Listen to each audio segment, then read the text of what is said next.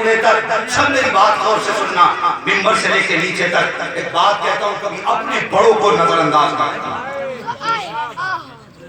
اپنے بڑوں کو نظر انداز نہ کرنا۔ بھائی پھینک کے نہ دے، رکھنا تو رکھ دے، نظر انداز نہ کرنا اپنے بڑوں کی قربانی۔ تم نہیں جانتے ہو جب بڑوں نے اپنی قربانی دی ہے تب تیرے ہاتھ میں قلم آیا۔ اگر بڑے مزدوری کر کے تیری فیس نہ بھرتے، تیری اوقات نہ کی، تو ایک کلاس میں پاس کر لیتا۔ تیرے بڑوں نے مزدوری کی، تجھے قلم کے لائق بنایا، آج قلم کی طاقت انہی پہ دکھا رہا ہے۔ ذرا سی سپٹیا سے پہچان کیا ہو گئی، سفید کپڑے پہن کے جوتے پہن کے اس کی نوک بھی اپنے باپ کو دکھاتا ہے۔ حیا نہیں آتی؟ شرم کیا کر۔ اگر تجھے لگتا ہے کہ یہ دیوار ایک انچ ٹیڑھی ہو رہی ہے تو کسی غیر نے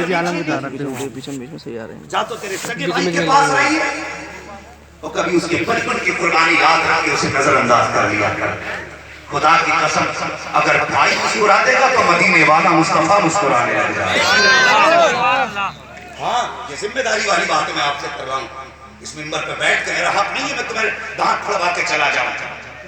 وہ قوم کیسے ہنس سکتی ہے جس قوم کی بیٹیوں کی عزت محفوظ نہیں؟ مجھے بتائیے، جس قوم کی بیٹیوں کو شریعام مار دیا جاتا ہو، وہ قوم جلسوں میں جھنڈے لگائے، اسے حیا نہیں آتی؟ اور کم سے کم یہاں بیٹھ کر اپنی زندگی کے بارے میں ہم سوچا کریں، ہماری زندگی گزر کہاں رہی ہے؟ آج حساب لگا رہا ہے 3 بیگھے تھی ابا نے چھوڑی تھی، 1.5 بیگھا ملا۔ وہ بھائی اگر 20 برس اس پہ کمی آ گئی تو صبر کر۔ 20 بھر کے لیے اپنے گریبان پکڑ کے کورٹ کچہری کے چکر نہ لگا۔ تو کم ذلیل کرتا ہے، غیر زیادہ ذلیل کرتے۔ تم نے جانا نہیں، ہم نے بیٹیوں کو برقع پہنے ہوئے کچہری کے چکر لگاتے دیکھا، اور بیٹیوں کو کچہری تک کس نے پہنچایا؟ ہم نے۔ جو لوگ کہتے ہیں مودی نے مارا، یوگی نے مارا، میں کہتا ہوں جھوٹ بولتے ہو۔ کسی کی اوقات نہیں جو ہمیں مار سکے۔ سچ تو یہ ہے، سچائی یہ ہے کہ دل کے پھپھولے چل اٹھے سینے کی آگ سے، اس گھر کو آگ لگ گئی گھر کے ہاں ہم پہ مقدمے کرنے والے وہ نہیں ہیں جو چھوٹی لنگوٹی والے ہیں، ہم پہ مقدمے انہوں نے کیے ہیں جو ہمارے ساتھ کلمے بھی پڑھتے ہیں، جمعے کی نمازیں پڑھتے ہیں۔ یہ کڑوی سچائی ہے۔ ہمیں جیلوں میں دھکیلنے والے وہ ہیں جنہوں نے ہمارے ساتھ عید کی سویاں کھائی ہیں۔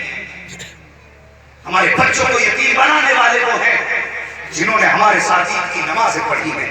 وہ خدا را مسلمانوں، آپس میں ایک دوسرے کا خون نہ بہاؤ۔ تم نہیں جانتے جو لوگ جنازے اٹھاتے ہیں فاتحہ بھی انہی کو پڑھ دی۔ کسی کے خون کو پانی سمجھ کے نہ بہانا، وہ خدا نے طاقت دی ہے تو حق لے کے نہ مرنا۔ مصطفیٰ سے پیار کر، حضور سے پیار کر۔ تجھے فکر کیوں نہیں؟ تجھے آخرت کی یاد نہیں آتی؟ ایک دن جبریل امین آ گئے، یا رسول اللہ جی کہا میں نے کئی نبیوں کی امت کو جہنم میں دیکھا، نام بتایا فلاں کی امت، فلاں کی امت، فلاں کی امت۔ میرے حضور نے فرمایا جبریل، اور جبریل کے بھی ہوٹ بند ہو گئے، سننا بھی نہ، جبریل کے بھی ہوٹ بند ہو گئے۔ جبریل بولتے کیوں نہیں؟ کیا تم نے میری امت کو بھی جہنم میں دیکھا؟ کہتے یا رسول اللہ بتا تو سکتا ہوں لیکن ہمت نہیں۔ کہا کیوں؟ کہ میں جانتا ہوں اگر سچ بتاؤں تو میرے حضور کے دل کو تکلیف ہو جائے گا۔ کوئی اتنا پیار کرتا ہے اپنی اولاد سے؟ اللہ اکبر۔ کہتے اگر بتایا تو تکلیف ہوگی۔ میرے حضور نے فرمایا بتانا۔ کہا کہ میں نے آپ کی امت کو بھی جہنم میں دیکھا۔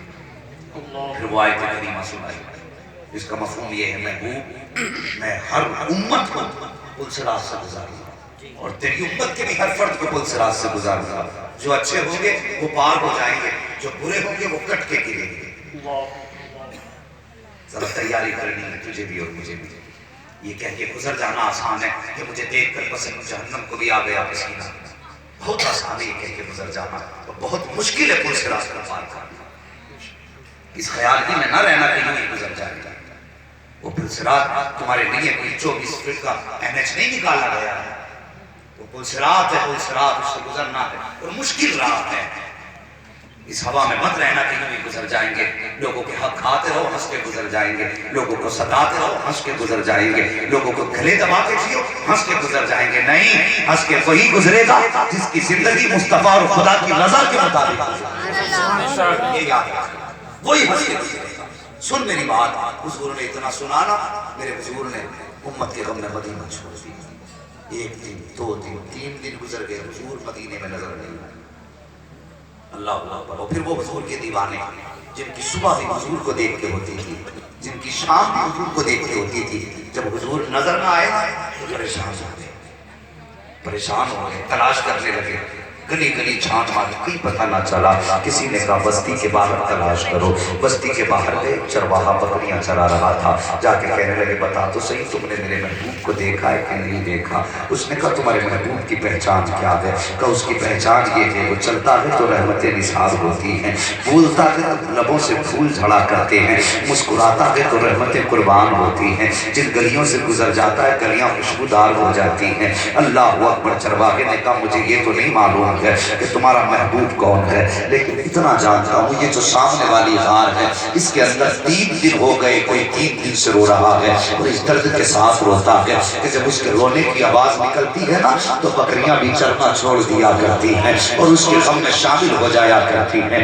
اللہ اکبر۔ اتنا سننا تھا، کہا اور کچھ کہا؟ ہاں۔ کہا تعجب کی بات یہ ہے کہ چرنا چھوڑ دیتی ہے لیکن دودھ ہر دن سے زیادہ دیا کرتی ہے۔ اللہ اکبر۔ صحابہ سمجھ گئے ہو نہ ہو یہ میرے محبوب کی صدا ہوگی، ادھر دوڑے جدھر اشارہ کیا تھا، اندر گئے صحابہ تو کیا دیکھتے حضور نے سجدے میں سر رکھا ہوا ہے اور زبان پہ رب حبلی امتی کی صدائیں ہیں۔ جا کر کے حضرت ابو بکر صدیق گئے، حضرت عمر گئے، کئی سارے صحابہ گئے، جا کے کہتے یا رسول اللہ سجدے سے سر اٹھائیے۔